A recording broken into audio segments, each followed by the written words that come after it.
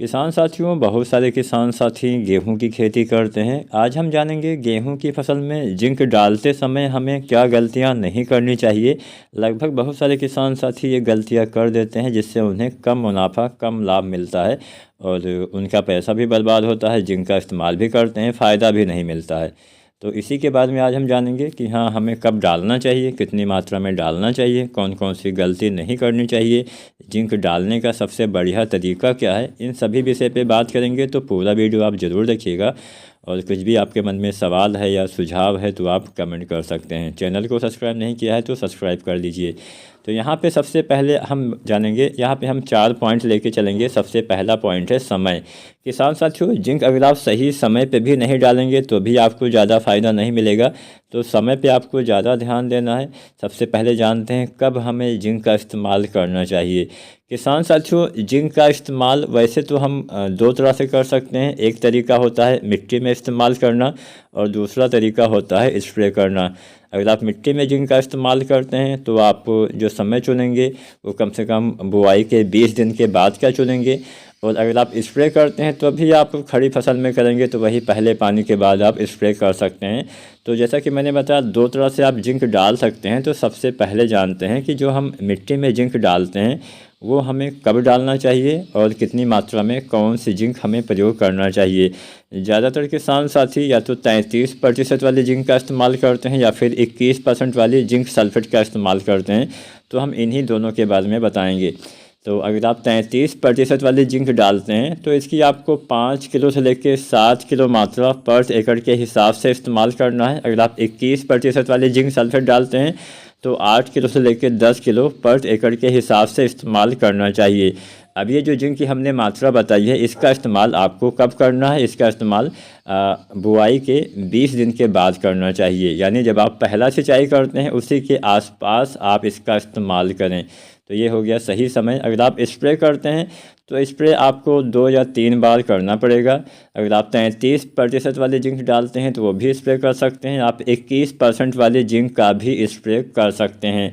अब यहाँ पे एक सावधानी जो आपको बरतनी है, खासकर जब हम मिट्टी में जिंक डालते हैं तो ये गलती हम कर देते हैं। अक्सर हम जिंक का इस्तेमाल गेहूँ की बुआई के समय कर देते हैं। अगर आप गेहूँ की बुआई के समय जिंक डालते हैं तो इससे आपको फ़ायदे की बजाय नुकसान होता है। नुकसान क्या होता है, फ़ायदा क्यों नहीं होता है, ये भी जानते हैं। गेहूं की बुआई के समय हम डीएपी खाद का इस्तेमाल करते हैं। अगर आप डीएपी ना भी डालते होंगे तो आप एनपीके डालते होंगे। एनपीके तो बहुत तरह से आते हैं। एनपीके 12-32-16, एनपीके 14-35-14, एनपीके 20-20-0-13, एनपीके बहुत सारे आते हैं। तो आप कोई ना कोई एनपीके डालते होंगे, चाहे आप डीएपी डालते होंगे, या फिर अगर आप डीएपी एनपीके भी नहीं डालते हैं तो आप सिंगल सुपर फास्फेट यानी एसएसपी डालते होंगे। तो चाहे आप कोई भी खाद डालें, इसका उपयोग हम करते हैं ताकि हमारे मिट्टी में आपके पौधे को फास्फोरस वाले तत्व की पूर्ति हो सके। अब यहाँ पे सबसे ज़्यादा ध्यान आपको यही देना है कि अगर आप डीएपी, एनपीके या फिर एसएसपी डालते भी हैं तो बुआई के समय ही डाला जाता है, बाद में तो डाला नहीं जाता है, क्योंकि फास्फोरस एक स्थिर तत्व होता है, ऊपर नीचे ज़्यादा जाएगा नहीं। अगर आप बुआई के बाद में डालेंगे तो भी आपके पौधे को उसका उपयोग नहीं मिल पाएगा। इसीलिए हम बुआई के समय ही डीएपी खाद का इस्तेमाल करते हैं, क्योंकि हम बुआई के समय डीएपी या फिर कोई ना कोई फास्फोरस वाली खाद डालते हैं। इसलिए हमें फास्फोरस वाली किसी भी खाद के साथ जो जिंक सल्फेट आती है, ना तो आप 33% वाला डाल सकते हैं, ना ही जिंक सल्फेट 21% वाला इस्तेमाल कर सकते हैं। क्योंकि ये दोनों चीज़ें आपस में जब मिलती हैं, फास्फोरस और जिंक, तो रिएक्शन होता है और रिएक्शन होने के बाद एक नया पदार्थ, एक नया तत्व बन जाता है, जिंक फास्फेट। अब ये जो जिंक फास्फेट है, ये तत्व नया है लेकिन ये अघुलनशील होता है। मतलब आपकी मिट्टी में जिंक भी मौजूद रहेगा, फास्फोरस भी मौजूद रहेगा, लेकिन ऐसी अवस्था में मौजूद रहेगा जिसको पौधे अपने भोजन के रूप में नहीं ले पाएंगे। मतलब अघुलनशील हो जाएगा, बेकार हो जाएगा, मिट्टी में रहेगा लेकिन फिर भी पौधे नहीं ले पाएंगे। इसलिए हमें जिंक के साथ कोई भी फास्फोरस वाली खाद इस्तेमाल नहीं करना चाहिए, खासकर जिंक सल्फेट के साथ नहीं करना चाहिए। तो यहाँ पे आपको एक गलती तो ये नहीं करनी है कि आपको कभी भी बुआई के समय जिंक नहीं डालना है। चाहे आप, अब ऐसा भी नहीं कि आपने आज बुआई के समय डीएपी डाल दिया है, 2-4 दिन के बाद आप जिंक डाल सकते हैं, ऐसा भी आप नहीं कर सकते हैं। कम से कम 18 से 20 दिन का गैप आपको देना पड़ेगा। उसके बाद ही किसान साथी आप जो है जिंक का इस्तेमाल मिट्टी में कर सकते हैं। इसलिए हम बोलते हैं कि जब आप पहला सिंचाई करते हैं, पहला पानी लगाते हैं, उस समय आपको जो जिंक सल्फेट आती है 33% वाली 5 से 7 किलो, या फिर जिंक सल्फेट जो आती है 21% वाली 8 से 10 किलो डालना होता है। तो चलिए वो फार्मूला भी हम जान लेते हैं। केवल जिंक ही नहीं डालना है, पहले पानी पे आपको कुछ और खादों का इस्तेमाल भी करना चाहिए, जिसमें हम यूरिया का इस्तेमाल करते हैं। 40-45 किलो यूरिया आपको इस्तेमाल करना है। इसके साथ आपको जिंक लेना है, चाहे 33% वाली, चाहे 21% वाली। इसके साथ आप चाहें तो कोई दूसरी चीज़ें भी आप यूज कर सकते हैं। आप चाहें तो सल्फ़र वगैरह भी डाल सकते हैं। सल्फ़र जो आता है, अगर आपने एसएसपी डाला हुआ है तो सल्फ़र डालने की आवश्यकता नहीं है। अन्यथा आप जो है सल्फ़र भी डाल सकते हैं। जो सल्फ़र आता है 90% वाला, 3-4 किलो पर एकड़ के हिसाब से। सल्फ़र डालने से भी हरियाली, अच्छी ग्रोथ, पौधे में अच्छे से कल्ले का फुटाव वगैरह होता है। सल्फ़र नाइट्रोजन की क्षमता को भी काफ़ी बढ़ा देगा। हालांकि जिंक सल्फेट में भी सल्फ़र पाया जाता है, लेकिन अलग से डालने से थोड़ा अच्छी मात्रा में आपके पौधे को ये मिल पाएगा। इसके साथ साथ आप चाहें तो ह्यूमिक एसिड वगैरह भी डाल सकते हैं, जिससे जड़ विकास वगैरह अच्छे से होता है। वो तो आपके बजट के ऊपर निर्भर होता है। अगर आप ये सब चीज़ें नहीं भी डालते हैं तो आपको यूरिया और जिंक तो डालना ही पड़ेगा पहले पानी पे।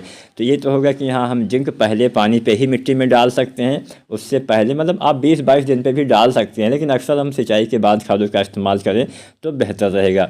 तो ये तो मिट्टी वाला तरीका आपने जान लिया। अब हम जानते हैं स्प्रे वाला तरीका। स्प्रे अगर आप करते हैं तो भी आपको कुछ सावधानियां बरतनी होती हैं, जो मैं आपको बताऊंगा। स्प्रे वाला तरीका मेरे हिसाब से सबसे बढ़िया रहेगा।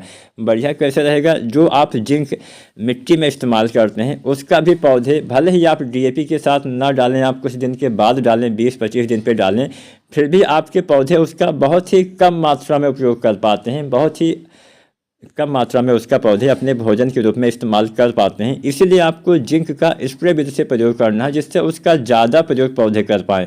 जितने भी ये सूक्ष्म तत्व होते हैं, इनका हमारे पौधे कम ही उपयोग कर पाते हैं। अगर आप मिट्टी में इस्तेमाल करते हैं तो कोई भी आप माइक्रो न्यूट्रिएंट्स डालिए, चाहे आप जिंक डालिए, चाहे आप मैग्नीशियम डालिए, चाहे आप मैग्नीज डालिए, चाहे आप फेरस सल्फेट डालिए, कोई भी चीज़ आप डालिए, इसका स्प्रे विधि से ही डालने का तरीका सबसे बेस्ट रहेगा।